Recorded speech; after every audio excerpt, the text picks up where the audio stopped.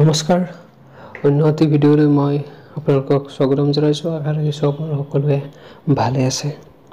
আপোনালোকে আপোনালোকৰ মোবাইলত এলটি আৰু ভল্ট এইটো চাগে দেখিছে। আপোনালোকে কেতিয়াবা ভাবি আহিছেনে এই এলটি আৰু ভল্টটো কি বস্তু? বলকচোন আজি আমি এই সম্পৰ্কে ভিডিঅ'টোত আলোচনা কৰোঁ। এলটিটো হৈছে এলটি আৰু ভল্ট, এইটো তাৰ ফুল ফৰ্মটো হৈছে এলটি মানে হ'ল লং টাৰ্ম ইভলিউশ্যন আৰু ভল্ট মানে হ'ল ভইচ অভাৰ লং টাৰ্ম ইভলিউশ্যন। এতিয়া চাব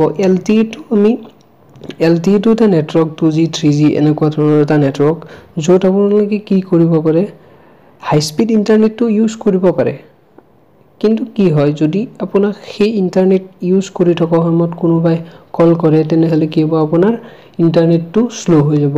বা কল কৰি থকা সময়ছোৱাত ধৰক যিজনে আপোনাক কল কৰিছে সেইজনে আপোনাৰ মাতটো কমকৈ শুনিব বা আপুনি কমকৈ শুনিব, মূলতে কিবা এটা প্ৰব্লেম আহি যায়।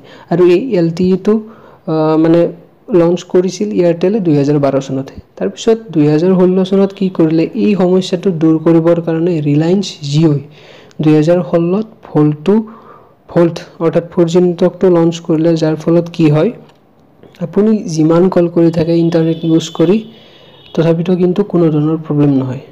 এতিয়া চাগে আপোনালোকে নিশ্চয় বুজি পাইছে এলটি আৰু ভল্টটো কি বস্তু। আশা ৰাখিছোঁ আপোনালোকে আজি ভিডিঅ'টো ভাল পাব। ধন্যবাদ।